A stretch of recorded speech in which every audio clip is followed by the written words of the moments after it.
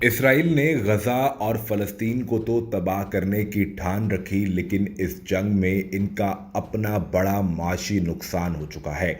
इसके बावजूद ये जंग बंदी करने के लिए तैयार नहीं, और वजह सिर्फ ये है कि जंगी खून इनके सर पर सवार हो चुका है।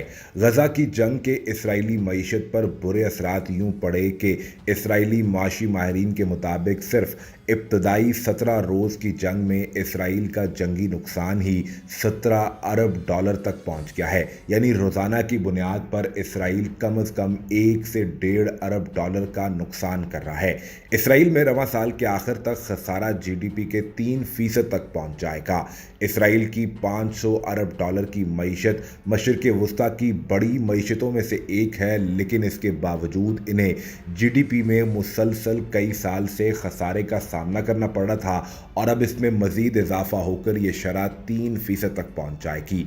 अरब मीडिया का ये कहना है कि गजा में इसराइल की जंग दरअसल इसराइली मईशत को काबिल ज़िक्र नुकसान पहुंचाने का सबब बन रही है, और नेतन्याहू के लिए ये एक और बड़ी परेशानी जंग के बाद खड़ी हो जाएगी। याद रहे कि कुछ अर्सा पहले इसराइली वज़ीर आज़म नेतन्याहू इक़्तिदार से निकले थे।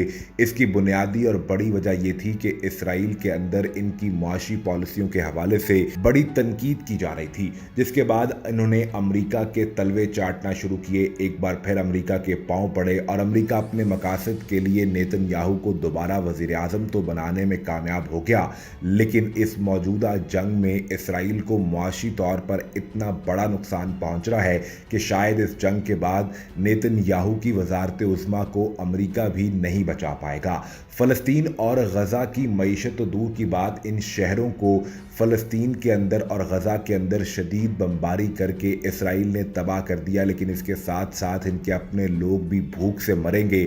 हर तरफ कहत साली का मंजर नजर आ रहा होगा। इसके बावजूद इसराइली वज़ीर आज़म नेतन्याहू और इसराइली डिफेंस फोर्सेस किसी भी तौर पर बमबारी का सिलसिला रोकने और जंगबंदी के लिए तैयार नहीं है। ये सिर्फ धोखा देना चाहते हैं कि पहले हमारे कैदियों को छोड़ा जाए, इसके बाद जंगबंदी पर बात की जाएगी। बुनियादी तौर पर ये अपने कैदियों को छुड़वाकर ज़मीनी हमला करना चाहते हैं, जिसमें ये अब तक मुसलसल नाकाम होते आ रहे हैं।